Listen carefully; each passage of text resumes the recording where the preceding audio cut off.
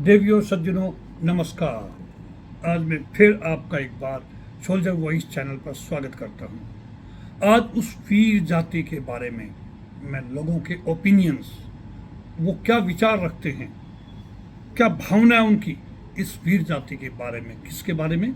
यदुवंशी वीर अहिर के बारे में। आपने 1962 के रजांगला युद्ध के बारे में सुना होगा।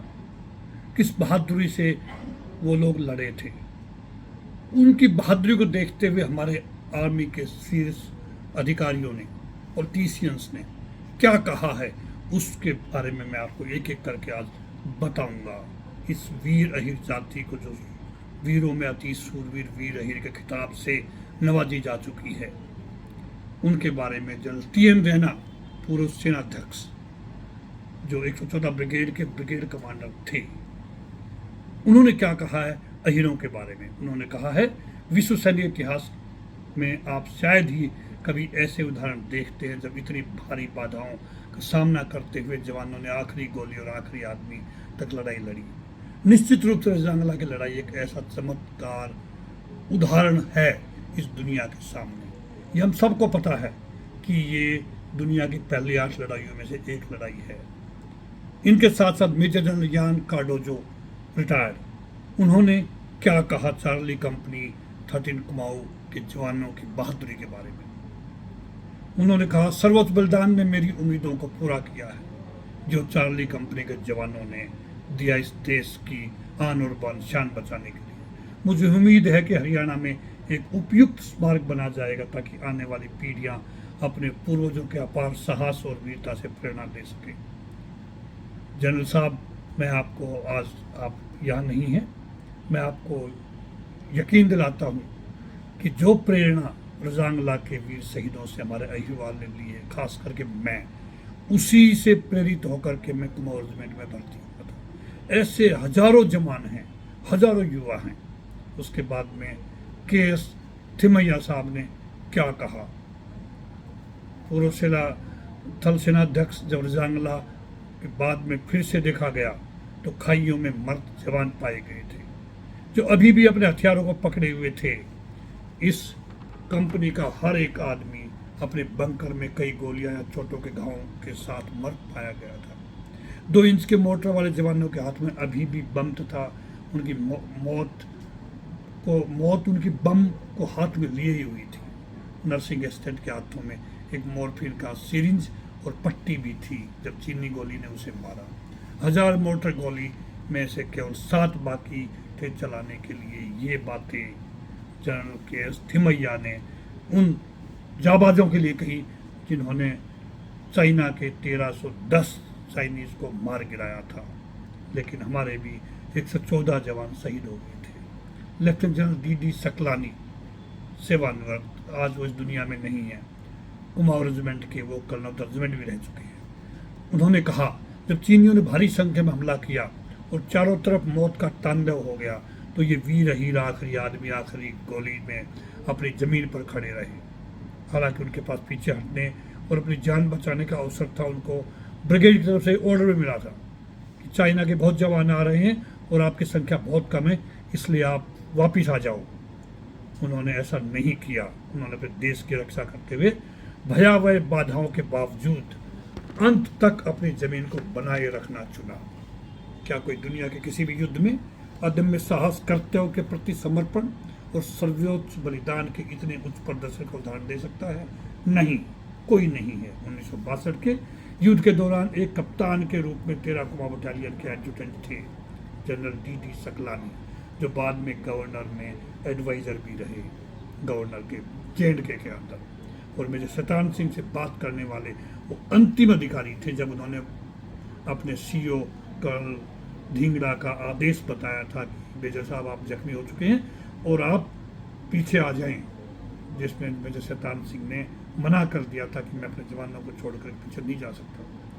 बटालियन की C कंपनी के वीर जवान कंपनी कमांडर स्वर्गीय मेजर शैतान सिंह परमवीर चक्र रजांगला में एक लड़ाई लड़ी। अपने पूरे इतिहास में भारतीय सेना की किसी भी इकाई द्वारा लड़े गए युद्धों से बहुत बेहतर थे। ऐसे कोई मिसाल इतिहास में नहीं है। ब्रिगेडियर रघुनाथ जटाल, वो भी 13 कुमाऊं को कमांड कर चुके थे। उत्तर में स्थित मगर हिल पर स्थित 13 कुमाऊं बटालियन की बी और डी कंपनियों के पोस्ट कमांडर थे उस टाइम पे 1962 की लड़ाई के दौरान। लेफ्टिनेंट जनरल के बहादुर सिंह जो पूर्व जीओसी हिंसी मध्य कमान थे, उन्होंने कहा मुझे युद्ध के इतिहास में रजांगला युद्ध के बराबरी के युद्ध के बारे में आज तक पढ़ा ही नहीं है, मुझे पता ही नहीं है कोई ऐसा युद्ध भी इसके अलावा कभी हुआ है। लेफ्टिनेंट जनरल आर गॉड जो आर्मी कमांडर और बाद में इन्फेंट्री के पूर्व महानिदेशक भी रहे हैं, गुड़गांव में ही उनका निवास स्थान है। मेरा भी उनसे मिलना लगा रहता, उनकी सेहत थोड़ी ठीक नहीं। उन्होंने कहा मेजर शैतान सिंह और उनके 13 कुमाऊं की सी कंपनी द्वारा प्रदर्शित बहादुरी, वीरता और देशभक्ति सबसे शानदार उदाहरणों में से एक थी, जिसने भारतीय सेना के सम्मान को बहुत बड़ा किया और हर सैनिक के अनुकरण के लिए एक किदवंती बनाई। उन्होंने एक मिसाल कायम की। जनरल SF रॉड्रिक्स पूर्व सेना अध्यक्ष, भारतीय सेना में अहीरों का विशेष योगदान रहा है। उन्होंने ये कहा था, चाहे वो 1962 का रजांगला युद्ध हो, हाजीपीर की लड़ाई हो या फिर खेल के मैदान हो, महाभारत से लेकर आज तक अहीरों के उत्कृष्ट पराक्रमों के किस्से सुनते ही आ रहे हैं। ये जुबानी थी जनरल SF रॉड्रिक्स की, वो भी हमारे बीच में अभी नहीं है, कुछ महीने पहले ही उनका भी देहांत हो गया था। फील्ड मार्शल मानेकशॉ ने क्या कहा अहीरों के लिए खासकर, और उन वीर शूरवीरों के लिए जिन्होंने अपना बलिदान 1962 लड़ाई में दिया था। उन्होंने कहा मैंने दो जातियों को नजदीकी से देखा है, वो गोरखा और अहीर, जो निर्भीक है, निर्णायक है तथा शूरवीर है। डर उनसे ही डरता है। ध्यान से सुनना, उन्होंने कहा डर अहीर और गोरखाओं से डर जाता है। डर नाम की चीज का उनको मालूम ही नहीं है कि डर क्या होता है। -40 डिग्री तापमान में चीनी सेना से रजांगला पास पर लड़ा गया युद्ध इसका प्रमाण है।